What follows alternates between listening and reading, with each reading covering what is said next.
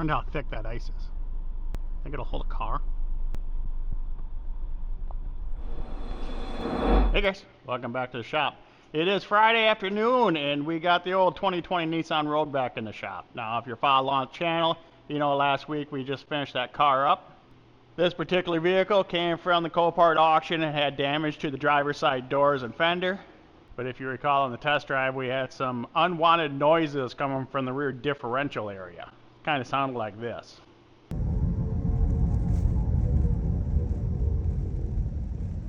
Now if you couldn't quite make that out, it kind of sounds like a really bad wheel bearing noise. It gets higher with the speed of the car, slows down with the speed of the car. It has obviously come from the rear differential. So today we're going to address that issue and replace where the noise is coming from, which is this particular piece of heavy device right here called the rear differential coupler. That piece there is what distributes the all-wheel drive to the rear drive area. And without that, it's a front-wheel drive car. It's a pretty simple setup. It's just two wires. Basically turns on, turns off as needed by the car. Now these things vary in price from anywhere to $200 to $1,200. Which ones are good, which ones are junk, I can't tell you. Honestly, this one came from Amazon. The last one I put in came from eBay. The one before that was a used one. I don't think there's any real difference.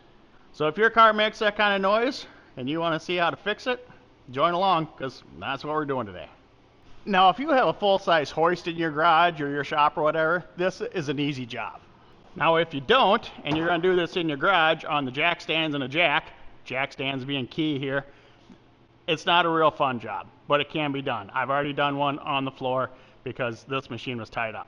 Now, technically, I have a hoist. It's outside in the woods because there's no place to put it in this garage yet. But what I do have is my Dusmore 360 cage machine.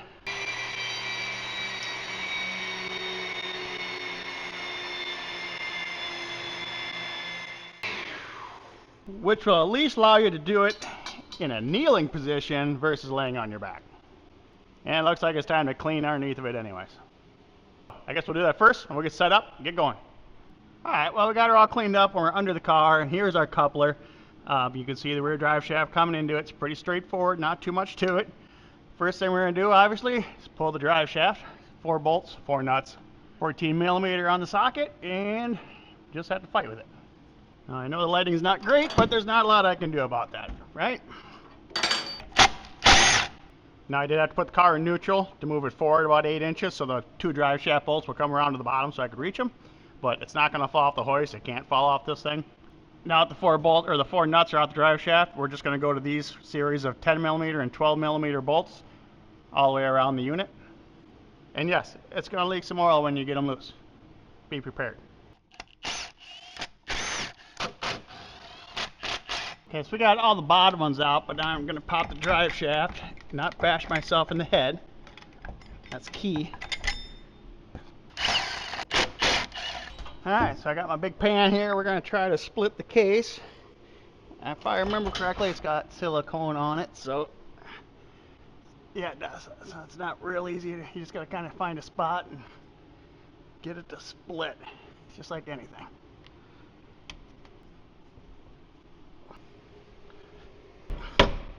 There she goes. Let's wiggle it out. Oh yeah, there's a vent tube on top. And I didn't get all the wiring quite disconnected. There's a bracket that I forgot about. Got it! So this is that bracket that I forgot. I unplugged the power, but up here it's clipped into this bracket that obviously was bolted to the unit. And this is where it was plugged in at, but it doesn't matter because this wire is junk. So now I just need to clean up the surface area a little bit, get all the old silicone out, clean it up. And I'll show you a couple things on the new one first. Alright, so we got our new one and our old one up here on the bench. And like I said, I don't know exactly what's wrong inside this one. But I will tell you that this was 100% the fault of a tow truck driver. Not saying all tow truck drivers are idiots, because they're not. I know quite a few of them, and they're good guys. But you can't tow an all-wheel drive car on the back of a regular tow truck. We've been through this before on multiple vehicles. And that's exactly what happened to this one. This car has 25,000 miles on it. It's not failed on age, so the clutches are burned up in it for hauling on the tow truck. But a couple things I need to just show you. This wave washer is very important to go in. Don't forget to put that in. Obviously, we got new bolts or new studs that come with it for our drive shaft. We need to put them in. A little Loctite. Look at this first before you put it in. And these two screw holes right here. This is where that bracket bolts on for the wiring that we screwed up, whatever. Make sure these holes are tapped. The last one I put in, those holes weren't tapped. And let's just say it was quite a bear to tap them while I was in the car. It probably would have been faster just to take it all back apart again. Honestly, I've got like 7 minutes in this whole deal right now. And it's on the bench. It's not that big of a deal to do. From there, I'm going to get everything set up. We'll get silicone put on there, slap it back up in there. Okay, so we got our mating surfaces all cleaned up. We addressed the wiring, so I don't have to deal with that. And we are just going to put it back in now. I do have the that washer in the correct place. Make sure you hook the vent up when you're done. And that just slide in and bolt it back in. One more thing to note, 2 of these bolts are shoulder bolts, so they got to go in a certain location. I don't remember which one that is, but we'll find out. Okay, back on the bench. These ones right next to the power and kitty corner are supposed to be for them 2 bolts. But the holes aren't big enough. Maybe that's why they're only $200 versus $1,200. Whatever, we're gonna make it big enough. And back under the car we go. Again, make sure that your spring wave washer is in there first.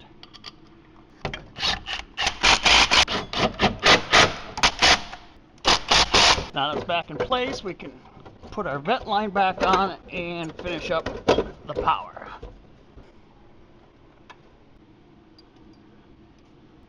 Now if the electrical's done, we just got to put the drive shaft back in.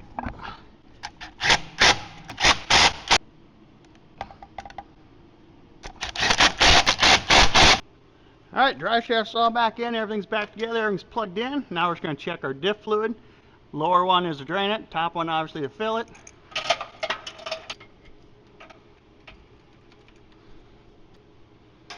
Okay, we're just going to top it off with some oil, and she'll be good to go. So I'll finish this up, get her off the rack, take her for a ride. Well guys, we took her out for a ride, and it's quiet as can be. Rear end's perfect, no lights on the dash at all, everything's fine. The all-wheel drive does not work at all. Nada, nothing, zero. And I spent a week trying to figure out why. This is the original, this is the Amazon special, this is a brand new OEM one that's about to go in this car. So over the week, I've learned a lot about the all-wheel drive Nissan and the way it works.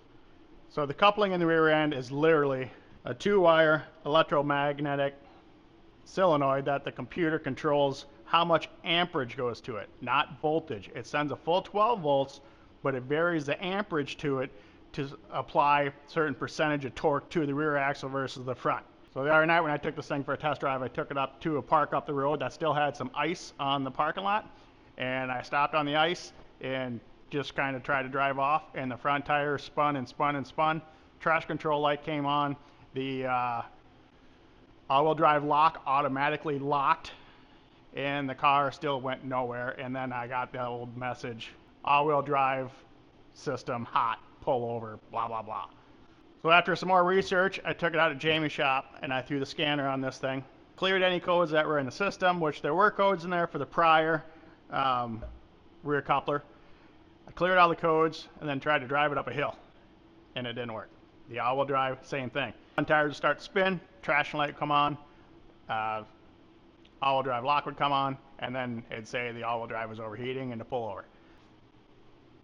And my theory is this: there is no temperature sensor in the rear end of this car. It's 2 wires. That's all it does, on and off. It just varies the amperage going to it to apply a certain percent of power. We already discussed that. What it's doing, the car sees a difference between the front wheels and the rear wheels, or the left wheel and the right wheel, whatever. It sees a different speed, and it knows that it's spinning, and it knows it's not consistent traction, so it assumes that the rear differential is slipping and overheating. But technically it's not overheating. It doesn't know any temperature. There is no sensor in this rear end. As far as programming, I called the Nissan dealer. I talked to a tech. The tech said there is no programming for a rear coupler on this car. It is literally a positive and negative situation, on or off, varying the amperage to it. So I put this thing back up in the air, jacked up both rear tires, and had my daughter come out and apply battery voltage to this coupler, this Amazon coupler, while I spun the wheels. And yes, you could feel it engage. So I thought that's not the problem, right? But that's when I figured out that Nissan varies the amperage to it. So on the scanner, when I'm trying to climb a hill, and I've got the all-wheel drive lock on manually overriding, so it should be all-wheel drive. Whoops. So it should be all-wheel drive, right? It applies maximum 2.9 amps of power to this rear coupler. Max 2.9 amps. I had a battery on it that's capable like 600 amps. So let's just say we were powering the unit. So to take the test one step further, and I'll show you a video of this, I literally put a piece of tape on the rear drive shaft of the car. And then I took this $600 camera that you're watching this video through, that I'm recording it with, and I duct taped it to the bottom of the car. I took the thing out onto my property. I went onto a hill that had some snow on it. I turned the wheels to the right, and I let it go. I tried to drive off. And both front tires were spinning. I could see it in the video.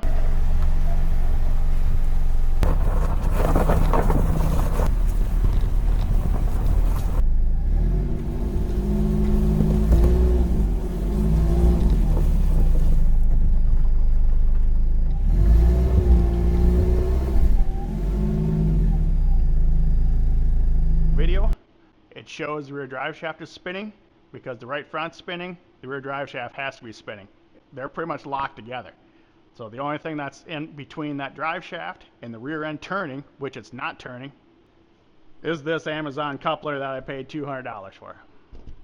Now as far as resistance, I checked resistance from the factory one and the Amazon one. They're both the same, right around 3 ohms, 2.9, and that's what it's supposed to be at. So the car thinks it's doing everything it's supposed to do. That's why there's no lights on, because it's engaging 2.9 amps. It's telling it to go. Problem is, it's not going. So the only thing I can think of to do is to spend the money and buy an OEM Nissan brand new part number stamped on the machine here, and we're going to put it in and see if this solves the issue. It almost has to. There's nothing else there. The rear end is not torn up. I see nothing wrong inside of it. I changed the gear lube in it before we drove it. The gear lube was like brand new. There was nothing in it. There was a very little bit of crap on the magnetic drain plug from the clutches in the original that was torn up. Remember, this car was towed, so this thing's junk. Makes all kinds of noise that it's not supposed to make. So the clutches in that one are junk.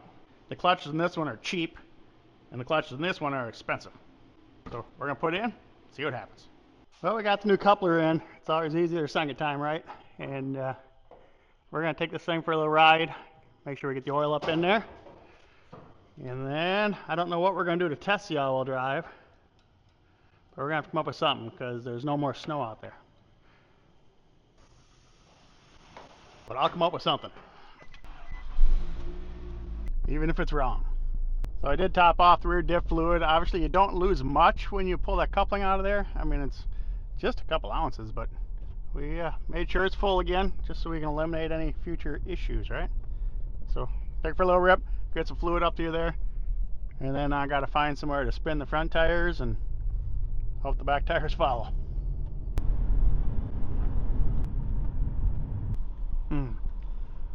Wonder how thick that ice is. Think it'll hold a car? Just kidding. Jeez. I don't trust my repairs that much. Alright, so what I've decided, against my better judgment, is gravel. We're up here at the park. They got some gravel, a little gravel lane back here. I'm gonna back up by there. And at the end of the day, if this thing was still front wheel drive, it should just murder the tires, right?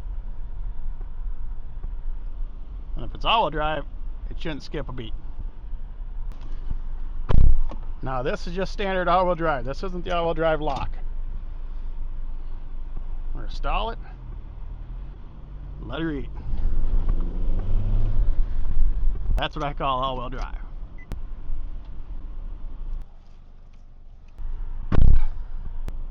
I'm calling that a win.